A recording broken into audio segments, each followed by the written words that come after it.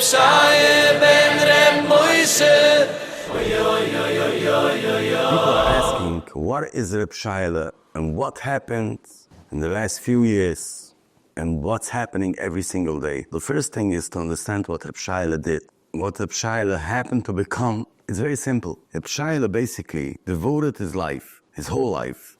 It started when he was a little boy, and we're going to go back to that Reb Shayale was an orphan. From the 3 years old, his father passed away. When he was 11, his mother took him. Who was his father? Who was his mother? His father was a Choshevi, but he wasn't no rebbe. So basically, he became what he became. He became what he became, not from his father being something. He became what he became from him. And what he took, and that was his mission of life from when he started. And like I said, his mother dropped him off by Reb Shayale. And from there, he started doing chesed with people. So what Reb Shayale did, from when he was a little boy, from when he got dropped off by Reb Shayale, How old was he then? he was 11 years old. He basically did chesed, acts of kindness, everybody over there. And there's a lot of stories from that, from when he was still by Reb Shayale in his house. Do we know about anything from Reb Shayale before then? Like when he was a small kid, was he anything special, or was he a regular kid, or was he Talmud Chacham special, or was he... Is there any stories of when he was 3, 5, 7 years old, or not that we know? No, the only story that it is known that he was in, before he went to the Reb Shayale, in Kerestir, there was a rabbi, his name was Menachem Gershon Greenwald. Okay. And he was by him also for a few years. But there's not a lot of things known from that. So he was in Kerestir quite a few years before he was in Kerestir. So Reb Shayale devoted his life to do chesed and going out from his way to help out people. Just thinking and looking on it from our eyes. It's thousands of families lived the day-to-day life, and they had what to put on their table only because of Reb Shayale. Not only from what he gave them, literally food and money, but also there was a lot of people coming from Romania to work in the wineries, which Kerestir in the neighborhood is full of it. They worked in the wineries, and they saved the whole money from what they worked the whole summer. So wineries kind of was on vineyards and things. Yeah.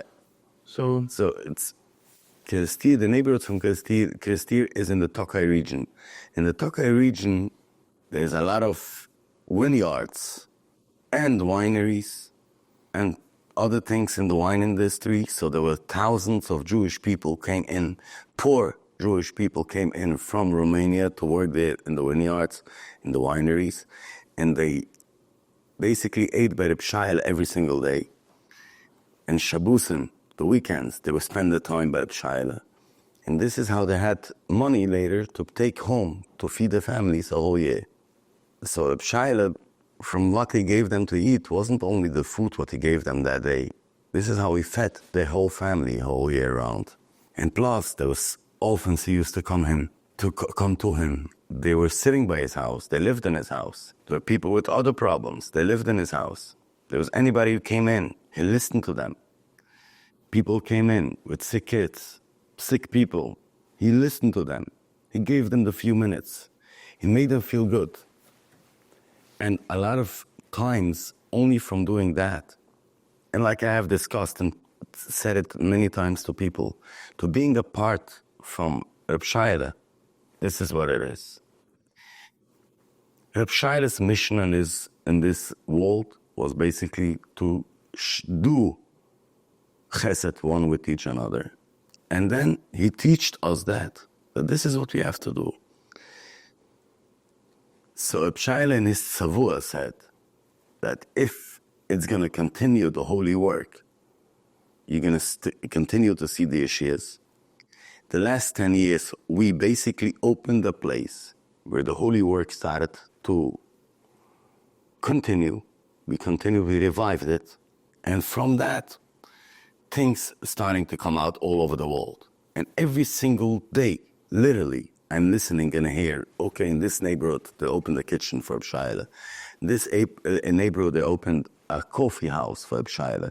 This, for free, people could come in and eat. So it became spread around all over the world. Became a movement where people are trying to do chesed for Reb It's Shayale. not only a movement. The person who is doing it, and is doing it L'Shem Shomayim, basically not for people to recognize what he's doing it because he wants to continue Reb Shayale's work. People are seeing miracles, and it does not have to be only in Kerestir. But in Kerestir, this is the place where it started to shine.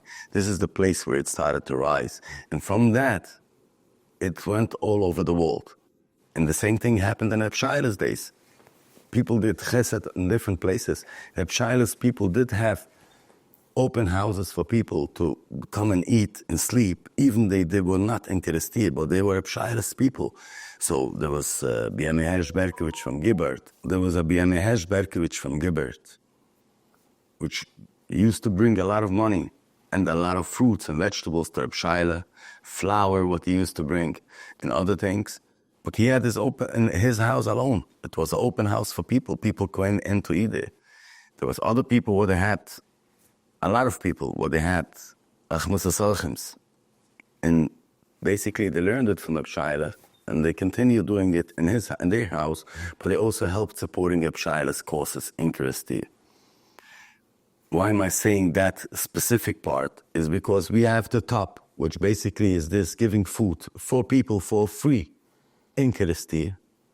And then from that, everything else is working up. And it's part of one is part of each other. If it's going to continue the legacy in the chesed what Reb Shayale did, it's going to continue the miracles. And we see it every single day, especially when I'm in Kerestir. People are coming in, telling me the stories what they just had. Today, yesterday, a week before, they just came back to say things. So it's something which is, on a constant basis, we hear that. One thing which is very hard, Reb Shayale, in his times, Reb Shayale went through a lot in his life. He lost 9 kids while he was alive. Reb Shayale's only son who survived became sick as well. And all of that, he suffered a lot. But from that suffering, people saw miracles. For some reason, I'm sitting on top and I opened that thing. I started that. And we see a lot of things what we're going through from people, and I see more of it from people what, I don't know, maybe they're jealous. Maybe they just don't know what they're doing. But we also, the most important, we are suffering every single day to raise money. We have to get every day, we have to raise money basically to be able to pay the immediate bills. But I believe that from that, we're getting and we're seeing the miracles more and more. So I see it in a part that Reb Shayale's work is continuing from every angle, not only from one side. Every angle it's continuing. You see in the stories from Reb Shayale that Reb Shayale did go to weddings, did pay for weddings, did go to visit people. And we see today's days that people are calling in and asking we should go down to hospitals. People are asking we should go down to weddings. People are asking that thing. So we're doing it as much as possible. Obviously, I'm sitting more in Kerestir than I'm sitting all over the world. So it's a little harder. But we're trying to do in that part as much as possible. We should be able to do the same things. But I'll tell you a little story what happened a few weeks ago. A few weeks ago, someone approached me here in a supermarket. It was Thursday afternoon. He asked me if I could send a kvittel to Reb Shayale's tzien, to the graveyard of Reb Shayale. I said immediately, sure. I wrote down the name and I sent it to one of the people working there by us. Please take it up. He took her up to Reb Shayale. And this guy also donated something for the guest house. And it's not important, the amount, how much he gave. He gave it from his heart. That Monday afterwards, the guy called me back and he said to me like this. This lady, her name is Esther Baschana. It's my sister-in-law. Her kidney stopped working. Her liver stopped working. She was on a respirator. On Shabbos, the kidneys started working. The liver started working. Sunday, they took her off from the respirator. It's only Monday. And she's doing a lot better. So they started to see the Yeshua. They started to see that they're helped right away. My grandfather, in a Sefer Botovus, what he gave out from Reb Shayale, wrote a piece from the Marecheskel. V'chol mi sheyesh loi moich b'kotkudoi, maisem eliboi, מה זה שאני מויסד נפשי כל כך בשביל צורך גשמי השייך לעולם הזה, אשר בלילו היה, בלילו עבד, בשביל זה נצאתי. Basically, what he said, that everything a person, when he is in Olam Hazeh, he's putting himself in the things what he's doing for his life here, is basically, he doesn't think about night what was, but night what's going to be. So the same way how we have to do it for the other side. So right now, when we have the guest house and people are coming in the middle of the night and we're giving away nights, night after night, day after day, doing it for people on a constant basis, this is what God wants from us. And an interesting story what happened when Reb Shayale passed away, there was a Jewish person, he was a Malamed actually, his name was Reb Moishe Friedlander, Zatzal. He was there by Reb Shayale when he passed away. And Reb Shayale said, Macht's Platz, make room, bring a chair. Eliyahu Nuvi is here with his bintel. Eliyahu Nuvi is here with his bag. And Reb Shayale told everybody, you guys, we have to be besimcha. And this is what he said, the last words what he said. You have to be besimcha. So we take these two things together and we're putting it back, and we have to serve the people day and night. And I believe this is the thing what Reb Shayale wants and wanted, and he did it, and he said it in the last words. Be besimcha. While we're doing this to help and serve people and listening to people, and this is the mostly people are coming in and they're telling us the stories, they're telling me the stories what they have, and we're listening to them, and they feel that they have an open ear, they have an open eye, they have an open heart, someone to listen to them, to their stories. And from that, it makes them easier. And we have had people, they had big things like, God forbid, cancer, and other kind of sicknesses. And then we have people what they had little things. They lost a few dollars, or things were not going in business good, or whatever it is, and any kind of problem. And we listen to them, and then they feel they got the chizik from that, and they got the chizik from being by Reb Shayale, and they're going home, and they deal with it in a lot of better way. And from that alone, they're getting the Yeshia. And this is what we can continuing, and we show it for the world. Now, being anywhere in the world, anywhere in this globe, you could do the same thing. You have someone, you give him a smile in the morning, you tell him good morning, and he's telling you, oh, you don't know what bad day I had yesterday. So you're telling him today is going to be a better day. Today you're going to have a lot of things coming, good things are going to come. And his mind is going to happen, it's going to happen automatic. He's going to be able to deal with the same problem in a different way. And this is what Reb Shayale's derech was. There was someone asked Reb Shayale once, if people are coming, you know that they're going to die, they're not going to survive it. You're giving them a blessing, you know that they're not going to survive it, in the next few days they're not here. He said, you know what? This chizuk, what they're getting in these few days, that's alone, that's worth a whole world. So that chizuk, what these people are getting, sometimes it's a gezadin. It's basically the person can't survive it anymore. It's bashit, it should go, chas v'shulam. But you have the chizik to go it through. The families are going it through better. And that alone is a chesed. That's an act of kindness to help the people go through that. But on the other hand, if you really believe And what Reb Shayale did, what we said before, that he gave away his days and nights to help out people. And he gave out night after night to help out people. And he didn't look if it was yesterday or it's today. Basically, today and yesterday was one thing. That thing alone is bringing the issue. It's bringing the miracle. So they're going to have the miracle anyway. They just have to believe.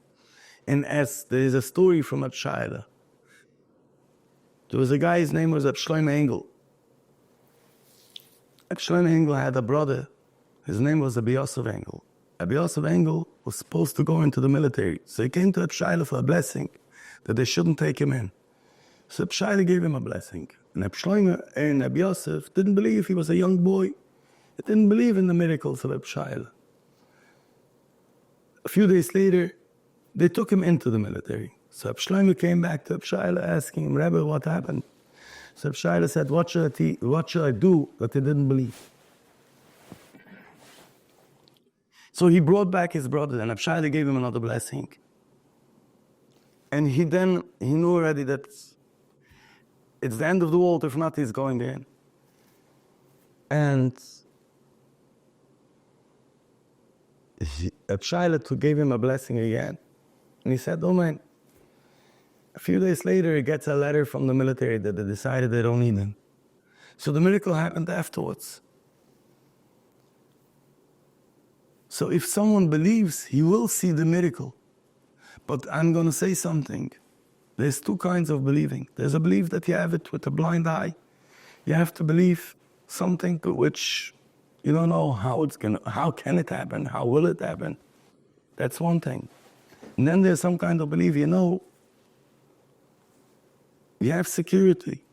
Someone is going to watch you. Like I'm saying, someone is going up to the Har HaZeisim in Israel. It's in the middle of the Arabs. People are throwing stones over there. And someone is going up there. He believes nothing is going to happen. But he's in a fair. After all, he's in a fair.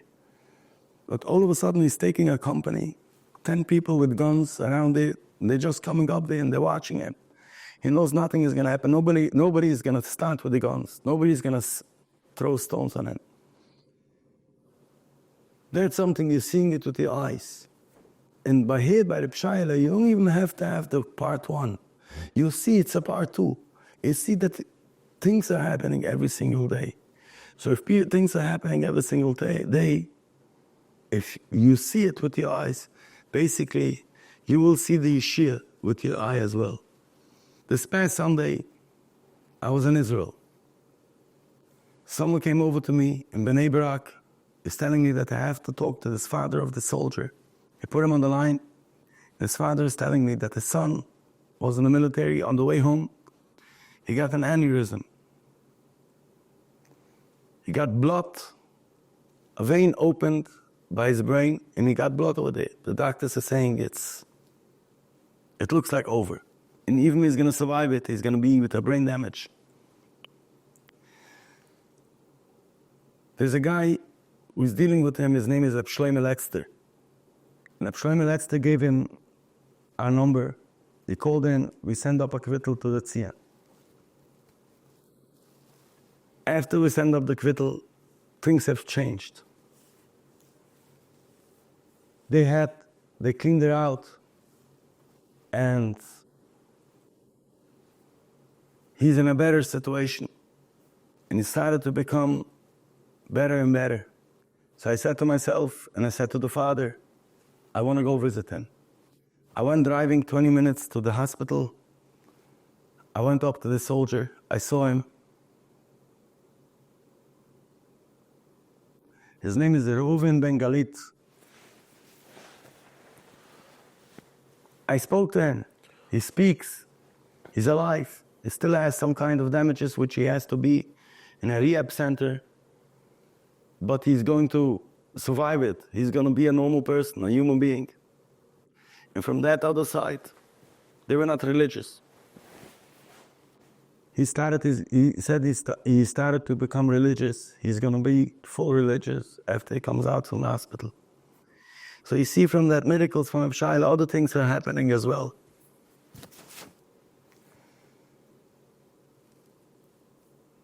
That's only this week. There's a lot of people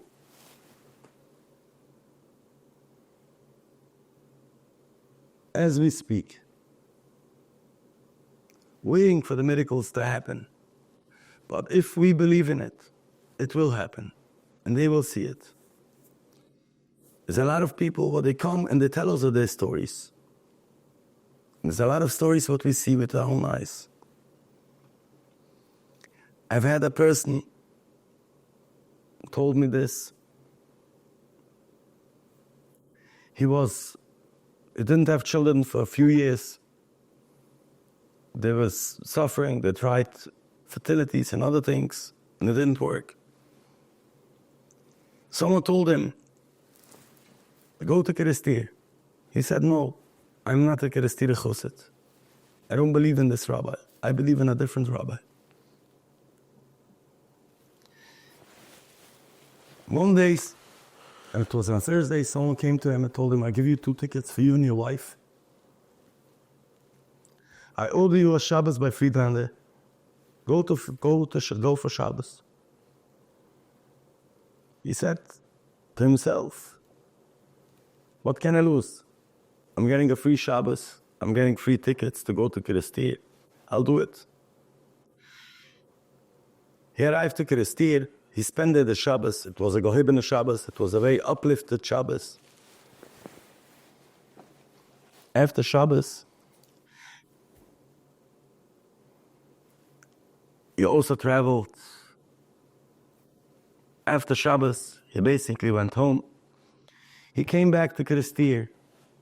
I didn't even know about the story, but he came back to Kerestir around 12 months later, holding a child of 3 months old. 9 months to the date, he had a child.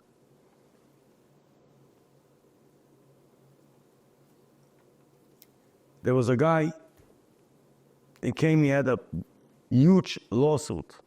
He believed that the lawsuit is not true, but he didn't want to give up. He was fighting it.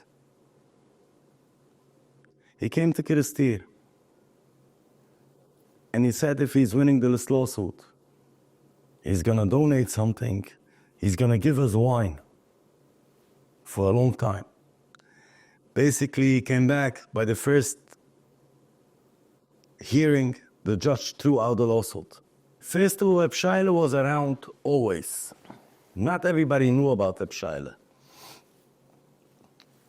Obviously, till the war, everything continued.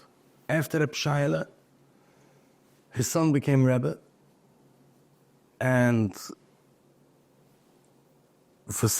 God didn't leave him with us for too long. He passed away less than 2 years after his father. After that, his son-in-law, Rabbi Moishe Friedlander, became Rebbe, and he was Rebbe till the war. And then he passed away. He was killed in the war, and Kerestir, people left Kerestir. Then in Hungary, the communism took over, so people couldn't come like they came before. But at least this is for sure, that people went to Kerestir every time.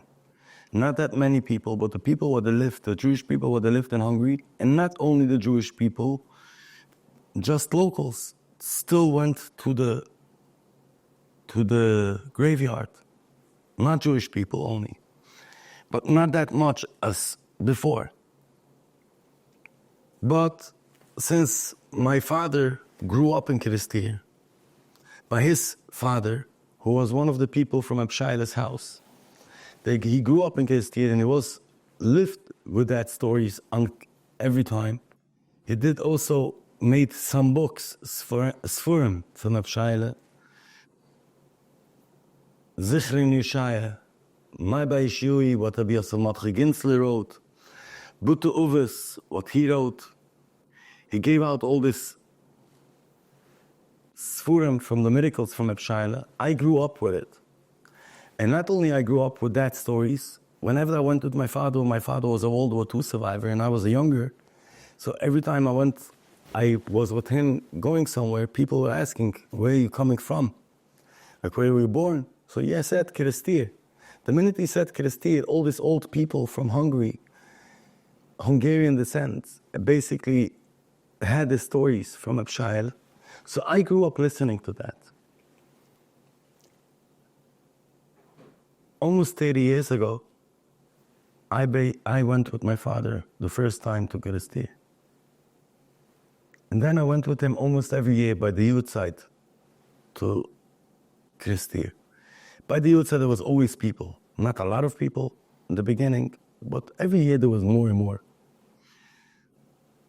I came to Kerestir because to do something, I wanted to build a mikveh. And this is how I was in Kerestir with me, and then I had a friend of mine, his name is Moishe Friedlander. He also started to come with me to help me out with building that mikveh.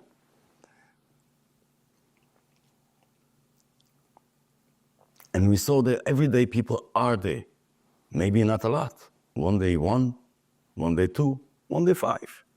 But every day people are there. So we started giving out food. And then there's a lot of stories before and after, but we started giving out food. Then happens to be that the owner of this property, what we have now, the guest house, offered that, which I said already in different places, how it happened, also a whole miracle how it happened. And we bought it. That day we opened the kitchen, we cooked there for 60 people. 60 people ate dinner that day. And On day one? Day one. There were 60 people, wow. And nobody knew you were opening up? Nobody knew we were opening up. There was a guy who was sitting in Reb Shayale's house, his name is Reb Shayale. He was sitting there and people who came in there, he told them that Friedlander opened the place, go up and eat. So people came in, and then we had people by the cemetery, people came, they found out that we opened and they came to eat dinner. It was actually Gimel B'Shalach 10 years ago. Parshas B'Shalach, okay. Yes, the third day of B'Shalach 10 years ago. Isn't that a day where a lot of people say like Parshas Hamon for like a skilla? It's a skilla, yes. People are saying the Parshas Hamon, and that year we said already Parshas Hamon by Reb Shayale's graveyard. And we continuing to do it till now. And Hashem should help, we should continue doing it continuously till Mashiach is coming. So yes, that day people came and we decided we're not going to close that doors. We didn't have a plan to do it. And from when people started coming and they see the miracles, they're basically sending one each other.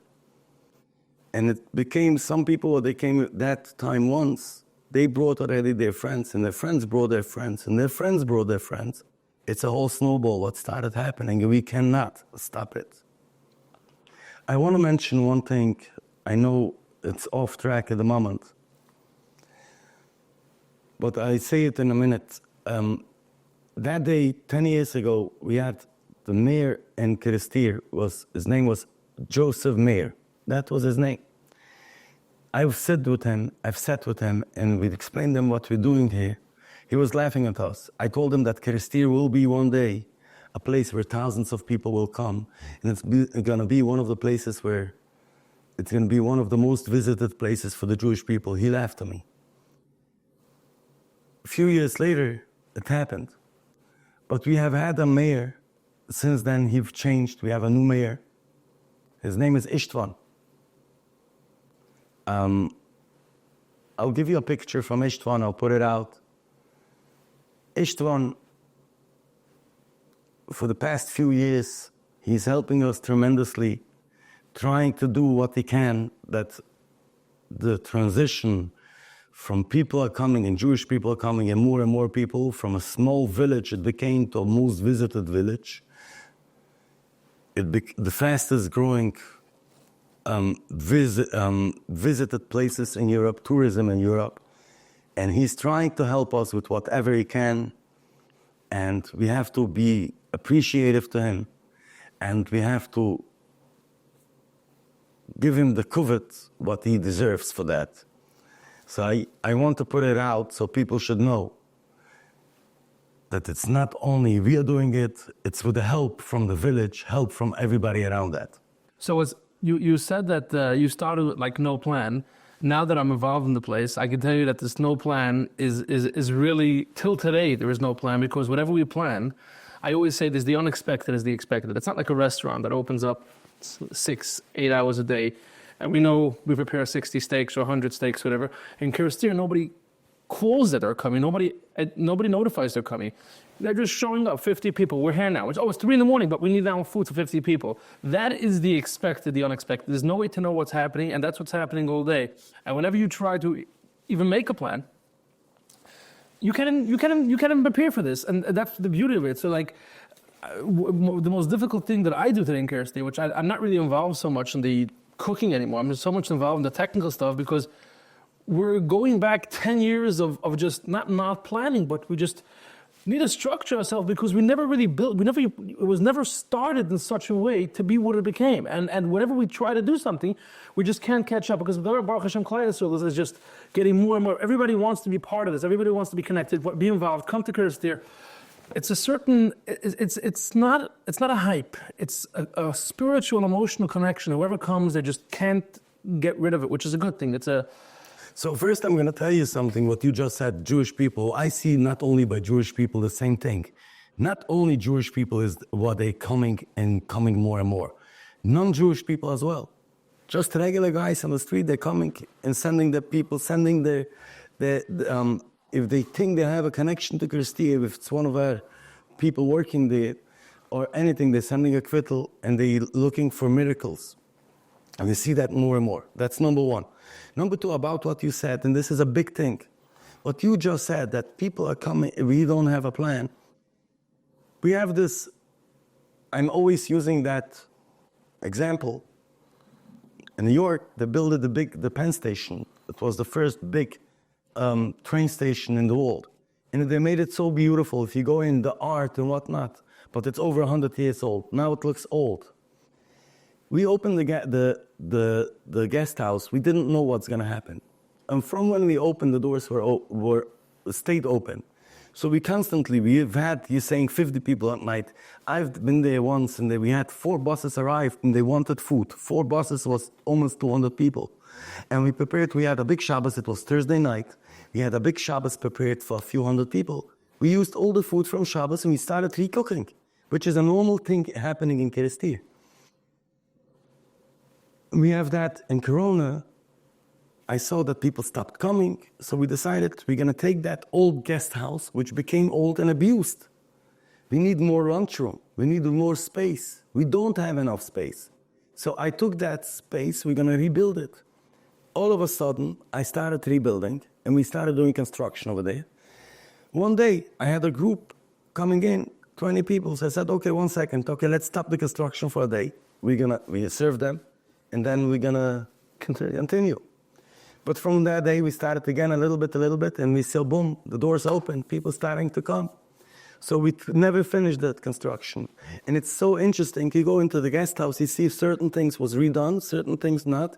I'm not embarrassed from that, because I feel this is reminding me where we're staying. We started building the new bathrooms. Then we got hold up from another thing. We started building the kitchen. But Baruch Hashem, we're still continuing.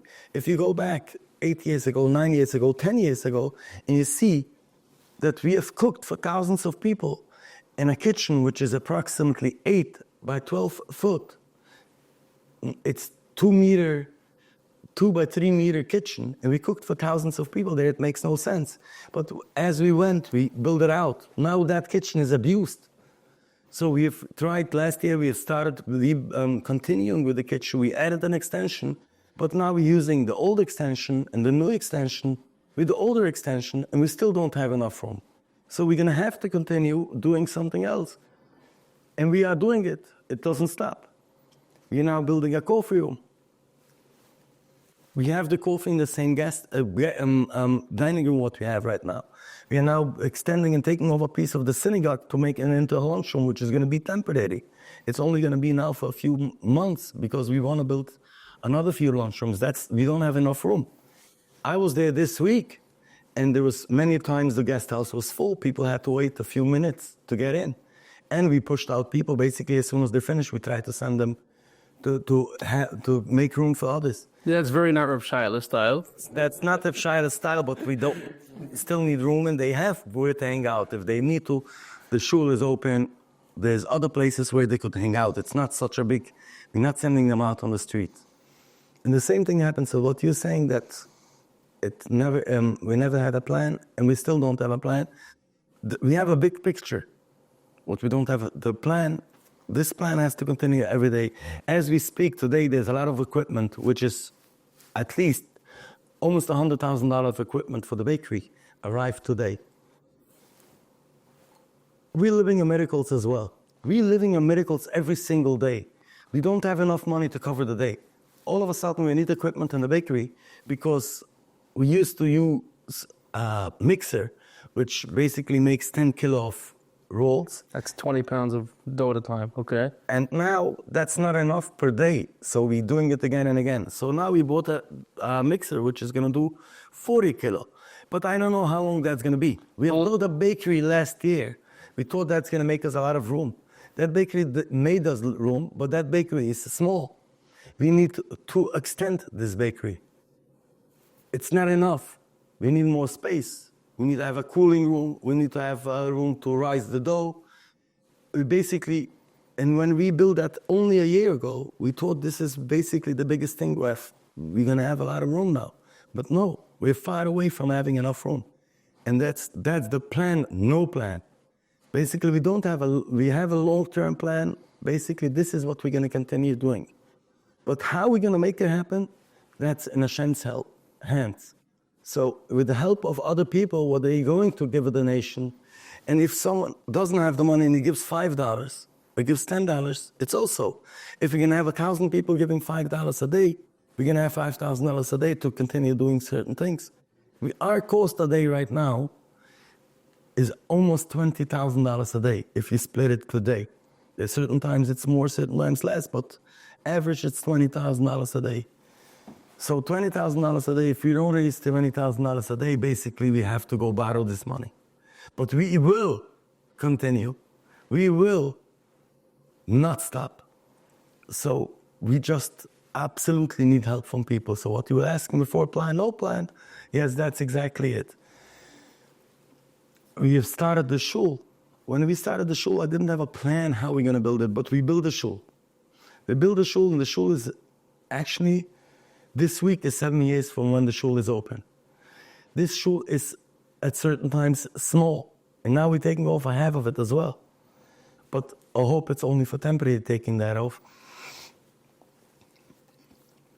But it's still small. It's still small. Certain times it's still small. You know, I'm thinking just comically, if every time you're expanding it's not enough, and the small kitchen that you had when you started was enough, maybe we just push everything right back into the small kitchen to where we started, because obviously it was enough. But so we were living in miracles then, and we live in miracles now. So the miracles now is even in that kitchen, is still, yes, it's expanded, it's bigger, but we still have things which are small. We don't have enough room for storage. We don't have enough room for dishes. We're washing the dishes by hand. We need equipment. We need equipment. We need big equipment. And you know, the beauty of this, and the beauty of this, and now that I'm involved in all the banking and everything, is that every single penny here there's no business involved. Everything is just good-hearted Jews, good-hearted people, giving from their hearts to continue what Reb Shayale did and be connected. And even though we're running at a deficit, I mean, it's just amazing how every single penny we need always is there on the day we need it. There's no bank account to cover everything. There is whatever we need comes in that day, and it's spent that day. And it's really, I mean, if you look at the life of Reb Shayale, the way I understood it, and again, you'll talk about it separately because nobody knows these things more. Reb Shayale also lived day to day. He didn't go to sleep with money in his pocket. And I see it over here also. The money doesn't stay overnight. If it would, then I think we'll get a lot more stuff done. But whatever we need for today happens for today. Most of them, we're talking about things that people always ask me for different stories about, people are coming, you don't know stories about Reb Shayale, and the truth is, I'm embarrassed to say this, but I unfortunately became a little immune to it because it became already second nature to what's happening here. But every so often a wow story comes in, and the wow makes an impact. I had many such stories, and over the time I'll share with you. I had a story talking about the unexpected and people showing up or not showing up. A month ago from today, from this morning, we were supposed to have a massive Shabbos in Kerestir. A massive group from Israel was coming. And at 9 o'clock in the morning in Kerestir, which is 10 o'clock in the morning in Israel, one of the guys in the group sends me a message that we're in the airport and they're not letting the plane leave because there's an exit sticker. That's a sticker, not even anything that's missing from the plane, and they feel it's a hazard to take off, and they don't want to take off the flight. And then they were back and forth for a few hours. They wanted to take off 40 people from the flight. Around 1 o'clock in the afternoon, our time, they made a final decision that they can't come for Shabbos, which is around 2.5, 3 hours before Shabbos. They said they can't come. And I suddenly noticed that we don't have Minyan Shabbos. So you know what, we're doing this for a long time. This is, like I said, Kerestir is the unexpected, and the unexpected, what Reb Shayale is in the Sendus Minyan. A couple minutes later, guy walks by. Again, in Kerestir we have all types. We have Chassidish, Litvish, modern, non-religious, Jewish. Everybody shows up. But some people show up, the way they come in, it has to match a certain, a certain profile. And here are guys coming in. Small yarmulke, looks very modern Orthodox, and comes running in. Where's the grave? Where's the kever? So I said, 1 second, we have 9 and he's the 10th. Let me change the conversation. And I said, the kever's up there, but we are for Shabbos. Well, I'm in Tokaj. Well, he couldn't pronounce it because he's just going off what Airbnb says. He's in Tokai, which is a village a couple miles from Kerestir, and his wife's family that she did some research is from Mad, the area around. And they're going to be in Tokai. They took an apartment, Airbnb, and they'll be there for Shabbos. So maybe you stay here for Shabbos. And he tells me the following. He says, if you could convince my angry Borough Park wife to stay here for Shabbos, I'll stay here. Okay. So being the personality that I am, I open the door of the guest house. I see some lady walking through. She wasn't dressed very, very, I'm not going to say she wasn't sneezed, but she wasn't dressed very, she wasn't dressed very modest. I'm not going to say she wasn't modest, but she obviously wasn't dressed like a Chassidish woman or somebody from a Litvisher or yeshiva background. She was dressed more like somebody who's taking life easy. And I said, come here, angry Borough Park wife. And she didn't know what hit her. And I said, where are you Shabbos? Well, I don't know. She was very flustered. I called her in. Could I give you some cool? Could I give you something to eat? And I said, maybe you stay so no, we have to be something for Shabbos. I said, maybe stay for Shabbos. And she says, well, I can't because I have a dog. And I said, okay, if you read the books of Reb Shayale, there was a lot of dog stories from Reb Shayale. I said, come here with a dog. And I ended up giving her, I convinced her. I told her to stay. She came back later. I mean, she ended up staying an entire week, just helping out, giving people to eat. And she told me she's never had in her life such a ruchnistic, such an elevated Shabbos in her life. And she thanked me, and I'm still in touch with him till today. It's only a month, but the guy's begging me to come back. I'm going to ask him to come back many times. He's doing touring around Europe now. But his story is how suddenly we're supposed to have tons of people, and a second later, just guy walks in, and he walked in was so randomly because he wasn't supposed to be coming. He stepped into the wrong place. He didn't even know that this exists. He didn't know something called a guest house. He just couldn't check into his Airbnb for 30 minutes, and they thought this was the grave, so he walked in here, and suddenly we had, man, this is typical of Shayale stories, but again, this is the unexpected. It makes the expected. We're always available, and these things happen every single day. We've had many stories like that I've had this phenomenal story. In the beginning, maybe 8 or 9 years ago, it was a Thursday. I was still cooking alone. I cooked the whole Thursday. I had a big group for Shabbos. I cooked the whole Thursday. I was busy preparing for the guest. Not even one guest walked in a whole Thursday. Not even one person. And it didn't make sense. And I was a little angry. From when the guest house is open, we always had a guest every day. Even 1, 2, we always had that. In the beginnings, we always had the guest. That Thursday I was cooking, working hard. Nobody arrived. If I remember correctly, by COVID, when nobody was coming and you couldn't get into Hungary, the traffic you had was insane. People would smuggle themselves through the borders. You remember those? I remember there's no. I'm gonna say it here. They weren't letting. They weren't letting anybody in, and the only way to get in was by getting a certain permit. And the only permits we're giving out were by you. You were the one giving out the permits, and then to get them out, we were making COVID tests, right? So we had to. Okay. So I was very going back to that story. Basically, I finished cooking. I decided I'm closing the door. I'm going up to the Tzien. I went up to the Tzien, to Reb Shayale, to the graveyard, and I'm asking, Rebbe, I need a guest. I need a guest. And I walked down. I came back to the guest house. By the door, someone is standing by the door. I asked him, did you eat already? He said, no. So he came in. I gave out my whole frustration from not having guests. I gave out on him. I gave him food. I started bringing food, and he's eating and eating. After I finished, I asked him, did you go up to the graveyard? He said, no, I didn't come to the graveyard. I said, I came to eat. He said, I'm working in a factory. I'm from the kosher part of that. I'm the mashgiach. And for some reason, I had to stay in the factory from Monday. It's Thursday now. I couldn't leave. There was problems with the machinery. I couldn't leave. And I didn't eat all week. I basically had only some fruits. So someone told me that there's food in Kerestir, so I came to eat. So I was looking in it. I came to the Shayale, asked him for a guest. So he sent me a guest, not only a guest, he sent me a guest to eat. Someone to eat. Basically, that's what we were happy for. And that's what we were asking. And since then, we had multiple stories like that. I have a very interesting story, what happened last year, Elul.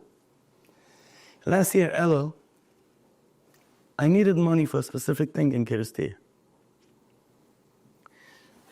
And I didn't have. I go up to the Shayale, I need money. I'm looking in the box over there, from the Kvittler, and I see there a check, a blank check signed by someone. I look at the check, I know the person. I call him up. His name is Shapse. I asked him, Shapse, did you write this check? He said, yeah. Well, how did you find it? I put it in a year before Elul. I said, listen, I'm here by China, I'm asking you for money, and I see the check. He said, I threw it in a year before Elul, and I told Reb Shayale to fill it out. All of a sudden, you come a year later, and you find this check. I said, listen, Reb Shayale with his hands is not going to fill out the check, but he has his shlichim. He has his people who are going to do it. So I'm his shlich, basically, so we could fill it out. He said, throw away the check. I'll send you a quick pay. But basically, he sent me the money. So I came out, not only I saw something, no, on the spot, I found a check, which makes no sense a year before he sent it. And that's miracles with us. Forget about the miracles from other people. There's a guy, his name is Abavrum Reine. He lives in Israel, in Betar. This guy told me this story 12 years ago. His daughter didn't have children for 9 years. Someone told him, go to Kerestir. He didn't know what Kerestir is. He forgot about it. A few weeks later, someone else told him, go to Kerestir, go to Kerestir. So one Saturday night, Mohammad Shabbos, he calls up his daughter, Miri, tomorrow I'm flying to Kerestir. Do you want to come along with your husband? She said, I don't know. Yes, no. Then she decided she's going to go. They arrived to Kerestir, nobody was there. They went into the Tzien. He was inside for a few minutes. Her and her husband were crying there for 2 hours, screaming, crying.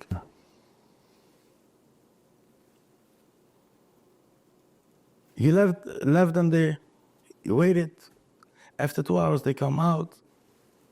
They feel that they got the Yeshua. 2 weeks later, she was going through fertilities. And she was by a doctor, and the doctor said, we can't do it, wherever they were doing.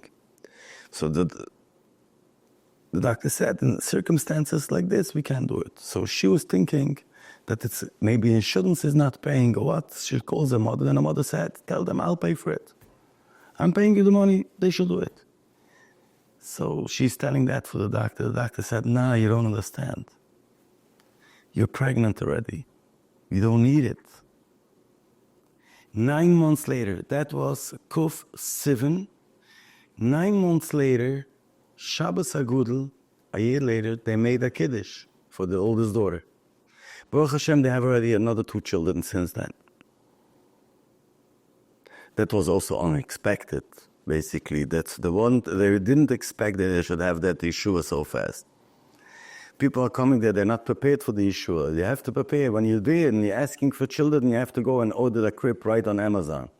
So you should have a crib or somewhere else.